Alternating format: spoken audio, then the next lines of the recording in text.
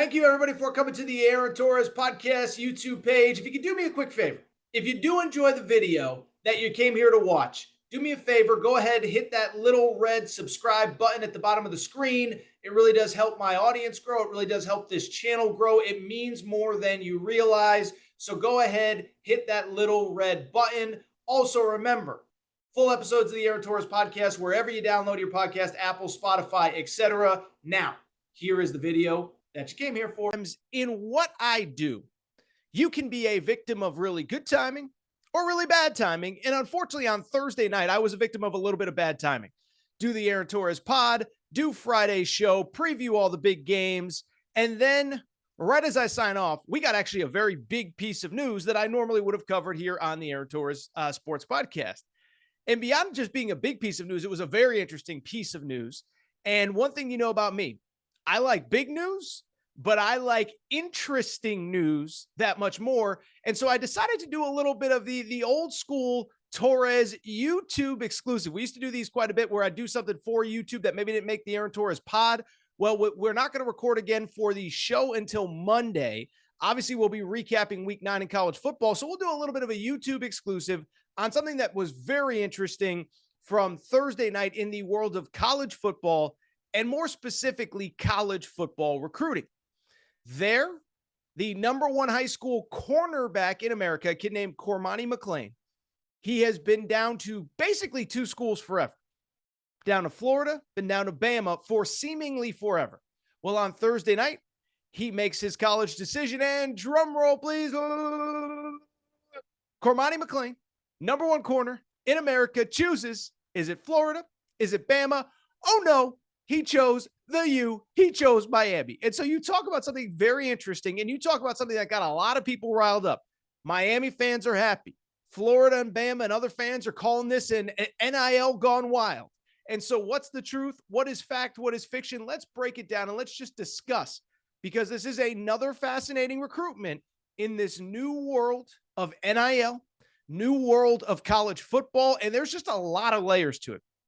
And if you listen to this show, the one thing that I never try to do, I never try to delve into NIL rumor and call it NIL fact, okay? So NIL fact is what John Ruiz did with Nigel Pack. Doesn't make it right, doesn't make it wrong, but he came on the record and said, this is what I paid to get this kid in basketball to the University of Miami.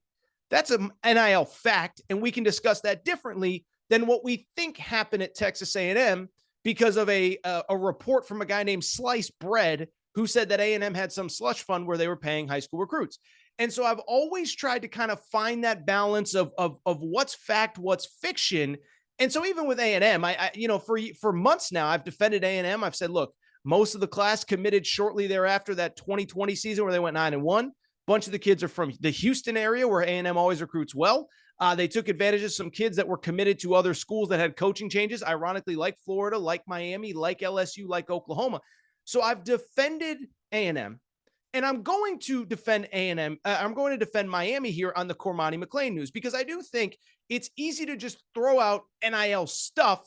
And the bottom line is there are perfectly logical reasons as to why this kid would commit to Miami that has nothing to do with NIL and nothing to do with getting worked up about how much did he get paid and what did he do and this and that. First off, when he did commit, Cormani McClain referenced a very close relationship with a guy named DeMarcus Van Dyke. And I think most people listening probably know who that is. He is Miami's cornerbacks coach, but more importantly, he himself is a former Miami cornerback who played in the NFL. And so if you're looking for logical reasons that have nothing to do with NIL, we have to start with the same reasons that every kid commits to every school to begin with from the beginning of time. It's relationships, it's logic, and I think it makes a lot of sense for the number one corner in America to sit there and say, look, the guy who's recruiting me, he's a younger dude. I have a great relationship with him. And oh, by the way, he played my position at this school and he got to the NFL. That is a great sales pitch. Come here, do what I did. You can come here at the same position that you play and become an NFL player. And you know how I know? Because I did it myself. That's a great recruiting pitch. I would also say Mario Cristobal is the head coach at Miami still, right? And we can talk about the on the field stuff, the off the field stuff, what's going on. They lost to Duke. It was bad, 8 turnovers, whatever. I think we still also have to acknowledge Mario Cristobal has always been considered a great recruiter. And so the idea that they would swing a 5-star kid that people didn't expect, it seems logical to me. He was doing it at Oregon all the time in the pre-NIL world.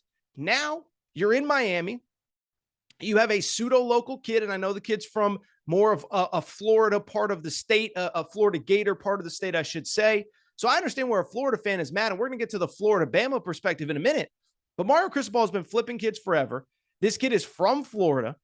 And I do think the sales pitch of, hey, come here because we're going to flip things around and we are going to have a ton of success at this place. I can see where that would resonate with a young kid.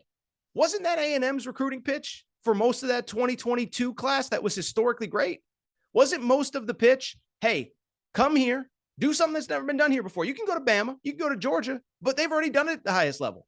Come here and let's create something that hasn't been created before. And Mario Cristobal isn't selling something that's never been created before at Miami, but it has been a while since Miami has been Miami. And that seems like a perfectly sound pitch to me. Relationship with the cornerbacks coach, relationship with the head coach who's always been an elite recruiter. Let's rebuild Miami. You're from Florida. Makes sense to me. What I would also say, I want to be fair now, Miami fans. Don't be mad.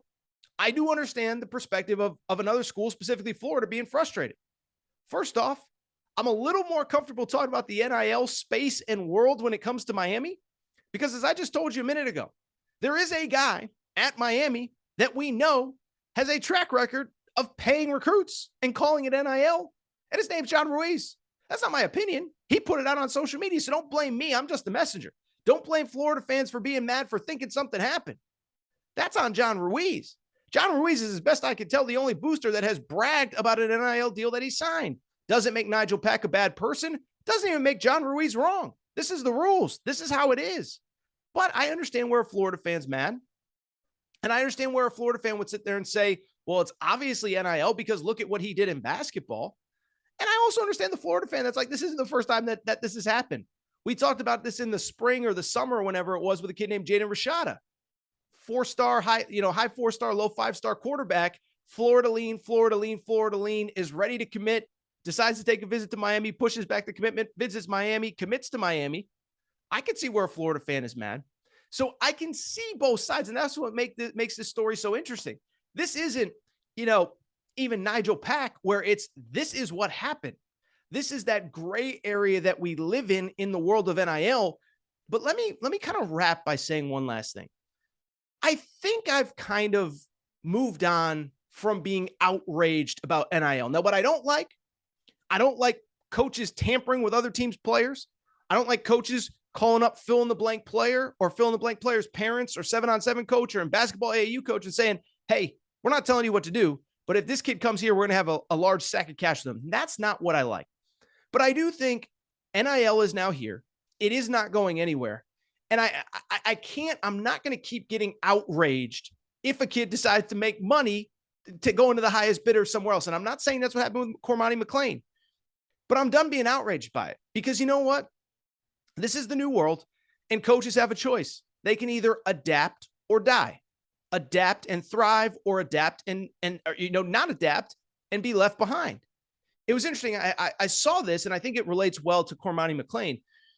James Franklin did an interview earlier this week or throughout the season, or I forget when exactly, but he was asked about, kind of the state of Penn State football going into a big game against Ohio State this weekend, a team that they're obviously trying to catch, right? Well, James Franklin basically said, look, we're trying to compete with Ohio State in everything: facilities, meals, weight room, practice facility, whatever. But one thing that he said that I thought was very interesting, he talked about in the summer, Ryan Day talked about the fact that it was going to take $13 million in NIL money to keep the Ohio State roster together, to keep other schools from poaching Ohio State's best players. And James Franklin basically said to Penn State's boosters, like, okay, Ryan Day just set the bar. Now we need an extra $13 million that we didn't think we needed just to make sure the guys on our roster stay here. And it wasn't we're paying our guys. It wasn't I'm mad. It was just a bottom line matter of fact. This is the world that we live in.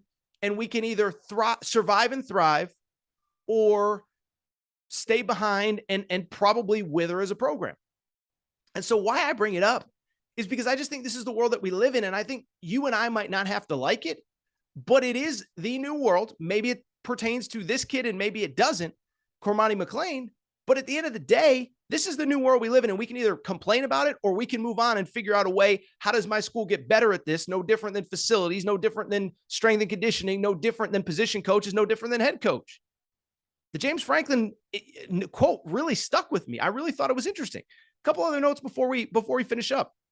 By the way, let's say that this is NIL, okay? And I think this is important because talking to my a couple buddies, Bama people, oh, this is the new world. It's not about whatever anymore. Well, one thing I would say, be careful what you wish for. If it is all about money, it doesn't always work out well. I'm not accusing anyone of anything, but we know what we think happened at Texas A&M, and I'm always hesitant to criticize Texas A&M for what we think happened in NIL. But there's something going on there that is not good right now. So it's not as though money solves everything if that is in fact what happened at A&M, and it's not as though money is going to solve everything at Miami if this is why this kid chose to commit there. At the end of the day, you still got to show up. You still got to work hard. You still got to be well coached. You still got to be well prepared in the film room, in the weight room, in strength and conditioning, in meal prep, and whatever. And right now, the advantage there goes to Alabama, Georgia, Ohio State, Clemson, those kind of schools, because we've seen them do it forever. So I'm not sold that this means it's the end of college football because we think something happened with NIL. Look at what's going on at Texas A&M. If what you think happened at Texas A&M in the offseason happened, this proves, well, guess what? Money doesn't buy happiness in college football. The last thing I would say, and I do think this is important, if you're a Florida fan, if you're a Bama fan, listen very closely. In the world of the one-time transfer, be very careful what you say about a recruit. Be careful what you say about a player, because you just never know what's going to happen. I've had multiple coaches tell me this in football and basketball. They tell me, we are very careful. When a kid commits to another place, we're thrilled for him. We wish him luck, and we let him know, hey, if that doesn't work out, just know you always have a home here. And that's not tampering. That's not illegal recruiting.